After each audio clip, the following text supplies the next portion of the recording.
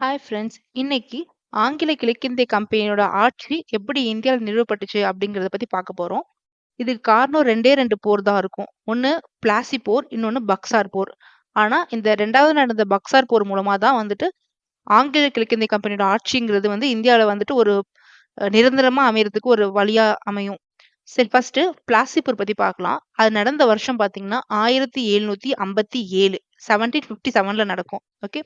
இதுல பார்த்தீங்கன்னா, யாருக்கும் யாருக்கும் நல்லா நடக்கும்னு பார்த்தீங்கன்னா, வங்காள நவாபா இருக்கக்கூடிய சிராஜ் உத் தௌலாவுக்கும், பிரிட்டிஷ்க்கும் நடுவுல நடக்கும்.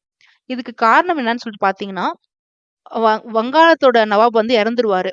ஸோ, அதுக்கப்புறம் அந்த பதவிக்கு வந்து சிராஜ் உத் தௌலா வருவாரு. அவரோட அடுத்த வாரிசான சிராஜ் சிராஜ் உத் தௌலா வருவாரு. ஆனா, அந்த ஆட்சிய பிடிக்கிறதுக்காக ஆங்கிலேயர்கள் முயற்சி பண்ணுவாங்க. அதனால நவாப்க்கும் ஆங்கிலேயர்களுக்கும் நல்லா பிரச்சனை போயிட்டே இருக்கும். அந்த கட்டத்துல என்ன பண்ணுவாருன்னா, நவாப் வந்துட்டு ஆங்கிலேயர பழிவாங்கறதுக்காக 1756ல ஒரு சம்பவத்த நிகழ்த்திருவாரு. அது பேர் தான் வந்து இருட்டறை துயர சம்பவம் அப்படின்னு சொல்லுவாங்க.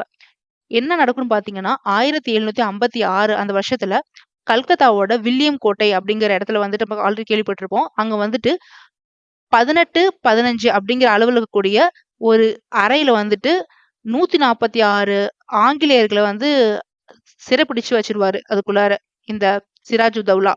அதனால ஒரு நாள் ஃபுல்லா நைட் அவங்கள விட்டுட்டு, அடுத்த நாள் காலையில வந்துட்டு அந்த அறைய திறப்பாரு. அதுல ஒரு சின்ன அறையில இவ்ளோ பேர அடைச்சு வைக்கவும், அவங்களால மூச்சு விட முடியாம மூச்சு திணறி 123 பேர் அதுல செத்து போயிருவாங்க. 23 பேர் மட்டும் தான் உயிரோட இருப்பாங்க. இதான் வந்து இருட்டறை துயர சம்பவம் சொல்லுவாங்க. 1756ல நடந்துச்சு இது. இதுக்கப்புறம் பார்த்தீங்கன்னா, 1757ல வந்துட்டு ஒரு போர் வந்துரும். யாருக்குன்னு பார்த்தீங்கன்னா, அந்த பிரிட்டிஷ்க்கும் இந்த வங்காள நவாபான சிராஜ் உத் தௌலாவுக்கும் வந்துட்டு ஒரு போர் வந்துரும். அதுதான் வந்து பிளாசி போர் அப்படின்னு சொல்றாங்க. இதுல வந்துட்டு யார் வந்து ஆங்கிலேயர்கள் பக்கம் இருந்து அந்த படைய வழிநடத்துறாங்கன்னு சொல்லிட்டு பார்த்தீங்கன்னா, ராபர்ட் கிளைவ் தான். இதோட முடிவு என்ன ஆகும்ன்னு சொல்லிட்டு பார்த்தீங்கன்னா, பிரிட்டிஷ் வந்து ஜெயிச்சுருவாங்க. அதனால வந்துட்டு வங்காளத்தோட அப்ப அந்த வங்காளத்த ஆட்சி செஞ்ச நவாப் என்ன பண்ணுவாருன்னா, 24 பர்கானா அப்படிங்கக்கூடிய ஒரு பகுதிய ஆங்கிலேயர்ட்ட குடுக்குற மாரி ஒரு கட்டாயமாக்கப்படுவாரு. அதனால அந்த 24 பர்கானாவையும் குடுத்துருவாரு. அது மூலமா வங்காளம், பீகார், ஒரிசா இந்த பகுதிகள்ல தடையில்லா வணிகம் பண்றதுக்கான உரிமைய வந்துட்டு ஆங்கிலேயர்கள் பெற்றுருவாங்க. இதுதான் வந்துட்டு பிளாசி போர் நடந்ததோ, அதுக்கப்புறம் நடந்த விளைவும் பார்த்தீங்கன்னா. அதுக்கப்புறம் பார்த்தீங்கன்னா, 2வதா கூடிய வலுவான போர் பக்சார் போர். இது நடந்த வருஷம் பார்த்தீங்கன்னா, 1764. இதுல யாருக்கு சண்டைன்னு பார்த்தீங்கன்னா, இதுலயும் வங்காள நவாபுக்கும், ஆங்கிலேயருக்கும் நல்ல சண்டை நடக்கும். ஆனா இந்த தடவ வங்காள நவாபா இருக்கக்கூடியது யாருன்னா, மீர் காசிம் அப்படிங்கிறவரு. ஆக்சுவலா வந்துட்டு மீர் ஜாஃபர் அப்படிங்கிறவர் தான் வந்துட்டு இந்த மீர் காசிமோட மாமனார். அந்த மீர் ஜாஃபர் என்ன பண்ணுவாருன்னா வந்துட்டு, அவர பதவியிலருந்து கட்டாயமா இறக்கி விட்டுட்டு, இந்த ஆங்கிலேயர்கள் வந்து முதல்ல வந்து ஃப்ரெண்ட்ஷிப்பா இருப்பாங்க மீர் காசிம் கூட. அதனால அவங்க ஹெல்ப்னால பதவிக்கு மீர் காசிம் வந்துருவாரு. ஆனா, என்னதான் இருந்தாலுமே வந்து 2 பேத்துக்கும் நடுவுல ஒரு மோதல் போக்கு காரணப்படும். அவரோட ஹெல்ப்னால தான் வந்து பிரிட்டிஷோட ஹெல்ப்னால தான் அவர் பதவிக்கு வருவாரு. ஆனாலும் பார்த்தீங்கன்னா, ஆம் அவரு சில சட்டங்கள்லாம் கொண்டு வருவாரு. அது பிரிட்டிஷ்க்கு பிடிக்காது. இந்த மீர் காசிம் என்ன பண்ணுவாருன்னா, அவரோட ஆட்சி காலத்துல வங்காளத்தோட தலைநகர் வந்து முர்ஷிதாபாத்ல இருந்து மாங்கீர் அப்படிங்கிற ஊருக்கு மாத்திருவாரு. அந்த கேபிட்டல் வந்துட்டு முர்ஷிதாபாத்ல இருந்து மாங்கீருக்கு மாத்திருவாரு. 2வது என்ன பண்ணுவாருன்னு சொல்லிட்டு பார்த்தீங்கன்னா, தஸ்தக் அப்படின்னு சொல்லக்கூடிய ஒரு சுங்க வரி விலக்கு அப்படிங்கிறது வந்து கொண்டு வருவாரு. இதுதான் வந்து அவரோட காலத்துல அவர் ஆட்சியில வந்து செஞ்ச 2 பெரிய விஷயம். இது வந்து பிரிட்டிஷ்க்கு பிடிக்காது. முக்கியமான காரணம் என்னன்னா, தஸ்தக் அப்படிங்கக்கூடிய அந்த சுங்க வரி விலக்கு தான். அவங்க என்ன பண்ணுவாங்கன்னா வந்து அத ஏற்க மறுத்துட்டு, அத வந்து அந்த ஆணைய வந்து மதிக்காம, அத தவறா பயன்படுத்த ஆரம்பிச்சுருவாங்க. அதனால போர் உண்டாயிரும். யாருக்குன்னா மீர் காசிம்க்கும், ஆங்கிலேயருக்கும் நடுவுல. சோ எந்த இடத்துல நடக்கும்னு சொல்லிட்டு பார்த்தீங்கன்னா, பக்சார் அப்படிங்கிற இடத்துல வந்து நடக்கும். 1764ல. அந்த பக்சார் எங்க இருக்குன்னு பார்த்தீங்கன்னா, பீகார் சைடு இருக்கு. கங்கை நதிக்கரை பக்கமா இருக்கும். கங்கை ஆத்து பக்கமா இருக்கும். அங்க தான் நடக்கும். இதுல வந்துட்டு அவங்க யார் சப்போர்ட் பண்ணுவாங்கன்னு சொல்லிட்டு பார்த்தோம்னா, மீர் காசிம் வந்துட்டு அ சில நவாப்களோட சப்போர்ட்டும் வாங்கியிருப்பாரு. யாருன்னு பார்த்தீங்கன்னா, அதுல வந்து சுஜா உத் தௌலா அப்படின்னு சொல்லியிருப்பாரு. இவர் சிராஜ் உத் தௌலா கிடையாது. சுஜா உத் தௌலான்னு சொல்லிட்டு இன்னொரு நவாப். அவர் மீர் காசிம், 2ஆம் ஷா ஆலம் அப்படிங்கிற 3 பேரும் சேர்ந்து பிரிட்டிஷ்க்கு எதிரா வந்து சண்டை போடுவாங்க. ஆனா அந்த சண்டை வந்து அலகாபாத் உடன்படிக்கைப்படி முடிவுக்கு வந்துரும். ஏன்னா பிரிட்டிஷ்க்கு வந்து கொஞ்சம் ஜெயிச்சுருவாங்க. சோ அலகாபாத் உடன்படிக்கை கொண்டு வருவாங்க. 1765ல 64ல போர் நடக்கும். 65ல இந்த உடன்படிக்கை மேற்கொள்வாங்க.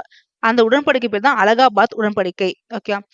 இது எப்படி ஞாபகம் வச்சுக்கணும்னா, சர்பத் அது ஞாபகம் வச்சுக்கோங்க. அப்ப பக்சார் அப்படிங்கிறது இந்த அலகாபாத் அதுல வந்து முடியுது. ஸோ சார் பாத் அப்படின்னு வச்சுக்கோங்க. இதோட முடிவு என்னன்னு பாத்தீங்கன்னா, வங்காளத்தோட நவாப் என்ன பண்ணுவார்னா, தன்னோட ராணுவத்துல பெரும் பகுதியை கலைச்சிட்டு கம்பெனி மூலமா கொடுக்கக்கூடிய வந்துட்டு ராணுவத்தோட கம்பெனி மூலமா கொடுக்கக்கூடிய ராணுவம் மூலமா தான் இனிமே நிர்வாகம் செய்யணும் அப்படின்னு சொல்லிட்டு ஒரு சட்டத்தை வந்து கொண்டு வருவார். யாருன்னா ராபர்ட் கிளைவ். அதுதான் வந்து இரட்டை ஆட்சி முறைன்னு சொல்லுவாங்க. அதாவது எப்படின்னா 2 பேர் ஆட்சி பண்ணுவாங்க. நவாபும் ஆட்சி பண்ணுவாரு. இந்த பிரிட்டிஷும் ஆட்சி பண்ணுவாங்க. அதுல என்னன்னு பாத்தீங்கன்னா, உண்மையான ஆட்சி அதிகாரம் வந்து கம்பெனிட்ட தான் இருக்கும். அந்த போலியான ஒரு பேருக்கு ஆம், அந்த வங்காளத்த ஆட்சி பண்ணக்கூடிய பொறுப்பு வந்து நவாப் கிட்ட இருக்கும். இதுக்கு பேர் தான் இரட்டை ஆட்சி முறை. இத பத்தி பின்னாடி படிப்போம். அந்த ஆட்சி முறைய வந்துட்டு ராபர்ட் கிளைவ் கொண்டு வருவாரு. இதுதான் வந்து பாத்தீங்கன்னா பக்சார் போர். இந்த பக்சார் போர்ல ஏற்பட்ட இந்த உடன்படிக்கை காரணமா தான் பிரிட்டிஷ் வந்து இந்தியால கால் ஊன்றதுக்கு ஒரு பெரிய காரணமா அமையும். இது மூலமா பாத்தீங்கன்னா, வங்காளம், பீகார், ஒரிசா பகுதிகள்ல வந்து திவானி அதிகாரம், அதாவது வரி வசூலிக்கக்கூடிய அதிகாரத்த வந்துட்டு பிரிட்டிஷ் வாங்கிருவாங்க. அது வந்து கிழக்கிந்திய கம்பெனி வசமா போயிரும். அதுவும் இல்லாம இந்த போர் மூலமா நடந்த அந்த உடன்படிக்கையில என்ன பண்ணுவாங்கன்னு சொல்லி பாத்தீங்கன்னா, இவர் வந்து நவாப் கூட வந்து வச்சுக்கிறது மட்டும் இல்லாம, 2ஆம் ஷா ஆலம் கூடயும், சுஜா உத்தௌலா கூடயும் தனித்தனியா வந்துட்டு பிரிட்டிஷ் வந்துட்டு ஒப்பந்தம் வச்சுப்பாங்க. அதுல பாத்தீங்கன்னா, 2ஆம் ஷா ஆலம் கிட்ட என்ன சொல்லுவாங்கன்னு சொல்லிட்டு பாத்தீங்கன்னா, அலகாபாத், காரா பகுதியில வந்து நிர்வாகமும், வங்காளம், பீகார், ஒரிசா அதுல கூட வரி வசூலிக்கிறாங்கல்ல, அதுல வருஷத்துக்கு 26,00,000 உங்களுக்கு வந்து நாங்க தர்றோம் அப்படின்னு சொல்லிட்டு 2ஆம் ஷா ஆலம் கிட்ட இவங்க சொல்லுவாங்க. உங்க பகுதியில இருக்கக்கூடிய வரிகள நான் வசூலிக்கிறோம். வருஷம் வருஷம் உங்களுக்கு வந்துட்டு 26,00,000 தரோம் அப்படின்னு சொல்லிட்டு அவர்ட்ட வந்து ஓய்வூதியம் மாரி சொல்லி எல்லாத்தையும் இவங்க வாங்கிருவாங்க. இதுதான் நடக்கும். அவ்வளவுதான் ஃப்ரெண்ட்ஸ். இதுதான் வந்துட்டு ஆங்கிலேயர் காலூன்ற முக்கியமான 2 முக்கியமான போர்கள். அதுல ரொம்ப முக்கியமானது பக்சார் போர். Thank you. இது இது போல மேலும் பல தகவல் தெரிஞ்சுக்கிறதுக்கு சேனல சப்ஸ்கிரைப் பண்ணுங்க.